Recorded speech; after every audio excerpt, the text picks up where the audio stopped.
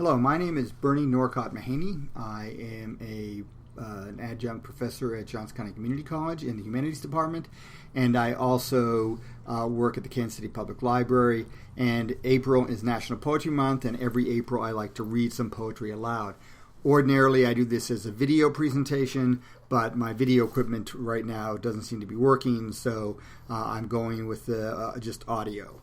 Poetry is meant to be heard aloud, so this will have to do. And ordinarily, I do something public to promote the Iliad or the Odyssey at Johnson County Community College. That will not be happening this year. So what I'm going to do throughout the month of April is each day read some of Alexander Pope's translation of the Iliad.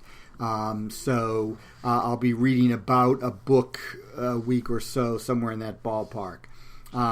So we're going to start with book one, the opening book, which sets the story going. And the main argument, of course, is the argument between Agamemnon and Achilles, the best of the warriors at Troy.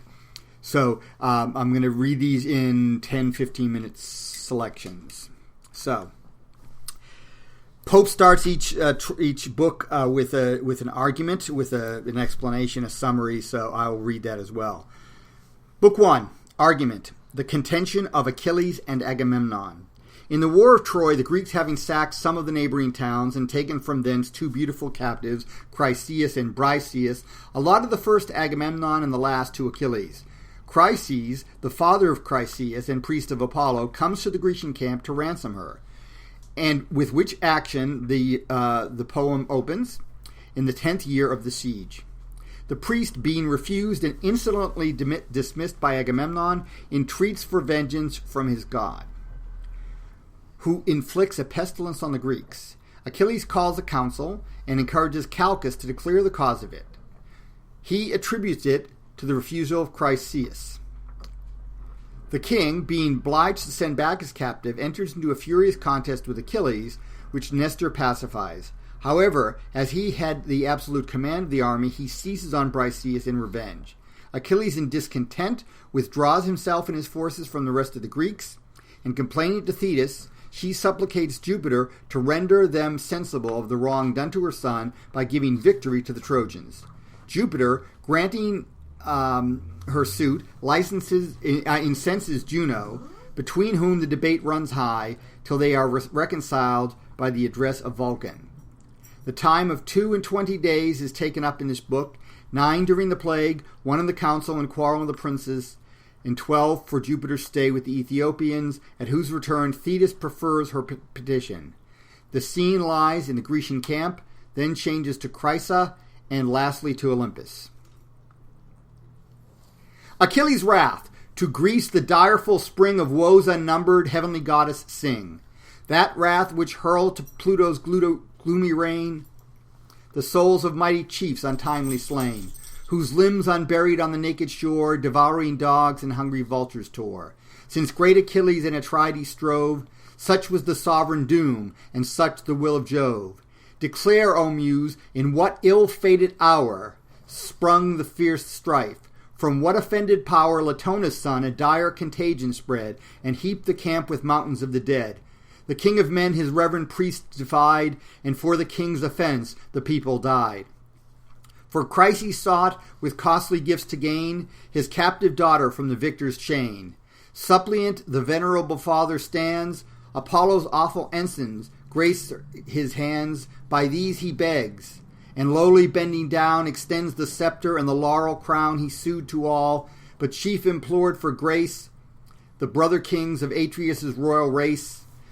Ye kings and warriors, may your vows be crowned, and Troy's proud walls lie level with the ground. May Jove restore you when your toils are o'er, safe to the pleasures of your native shore. But oh, relieve a wretched parent's pain, and give Chryseis to these arms again. If mercy fail, yet let my presence move, and dread avenging Phoebus, son of Jove. The Greeks in shouts their joint assent declare, the priest to reverence, and release the fair. Not so Atrides. He with kingly pride repulsed the sacred sire, and thus replied, Hence on thy life, and fly these hostile plains, nor ask, presumptuous, what the king detains. Hence, with thy laurel crown and golden rod, nor trust too far those ensigns of thy God. Mine is thy daughter, priest, and shall remain, and prayers and tears and bribes shall plead in vain, till time shall rifle every youthful grace, and age dismiss her from my cold embrace. In daily labors of the loom employed, or doomed to deck the bed she once enjoyed. Hence, then, to Argos shall the maid retire, far from her native soil and weeping sire. The trembling priest along the shore returned, and in the anguish of a father mourned. Disconsolate, not daring to complain, silent he wandered by the sounding main, till safe at distance to his God he prays, the God who darts around the world his rays. O Smintheus, sprung from fair Latona's line, thou guardian power of Scylla the divine, thou source of light, whom Tenedos adores, and whose bright presence gilds thy Chrysa's shores, if e'er with wreaths I hung thy sacred fane, or fed the flames with fat of oxen slain, God of the silver bow, thy shafts employ, avenge thy servant, and the Greeks destroy. Thus Chryses prayed. The favouring power attends, and from Olympus' lofty tops descends. Bent was his bow, the Grecian hearts to wound, fierce as he moved, his silver shafts resound. Breathing revenge, a sudden night he spread, and gloomy darkness rolled about his head.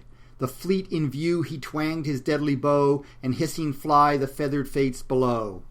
On mules and dogs the infection first began, and last the vengeful arrows fixed in man. For 9 long nights through all the dusky air the pyres, thick flaming, shot a dismal glare.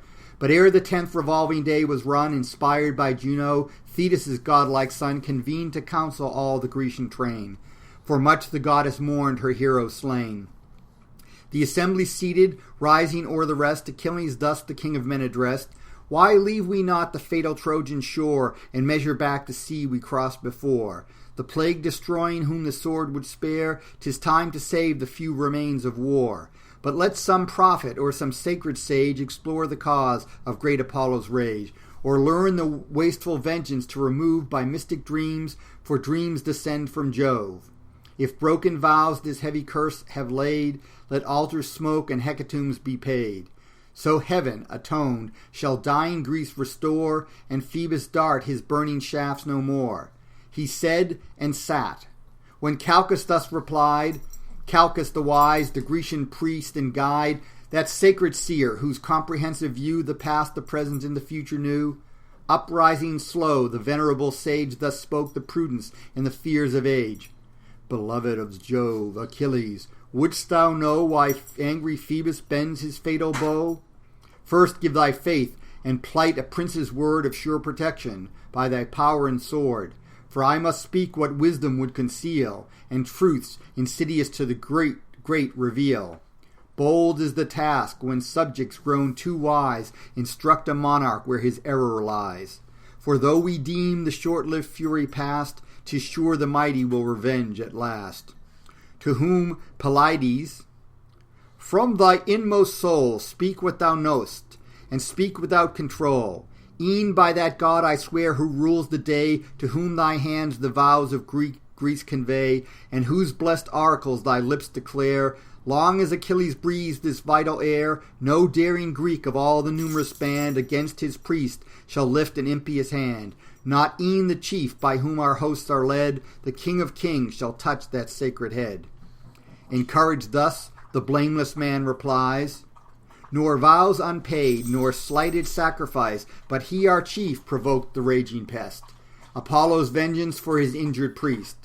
Nor will the gods' awakened fury cease, but plagues shall spread, and funeral fires increase, till the great king without a ransom paid, to her own Chrysa send the black-eyed maid. Perhaps with added sacrifice and prayer, the priest may pardon, and the god may spare. The prophet spoke. When with a gloomy frown the monarch started from his shining throne, black choler filled his breast that boiled with ire, and from his eyeballs flashed the living fire. Augur accursed, denouncing mischief still, prophet of plagues, forever boding ill. Still must that tongue some wounding message bring, and still thy priestly pride provoke thy king? For this are Phoebus' oracles explored, to teach the Greeks to murmur at their lord. For this with falsehood is my honor stained. Is heaven offended and a priest profaned? Because my prize, my beauteous maid, I hold, and heavenly charms prefer to proffered gold? A maid unmatched in manners as in face, skilled in each art, and crowned with every grace. Not half so dear were Clytemnestra's charms, when first her blooming beauties blessed my arms. Yet, if the gods demand her, let her sail. Our cares are only for the public weal. Let me be deemed the hateful cause of all, and suffer rather than my people fall. The prize, the beauteous prize, I will resign, so dearly valued and so justly mine. But since for common good I yield the fair, my private loss let grateful Greece repair. Nor unrewarded let your prince complain that he alone has fought and bled in vain.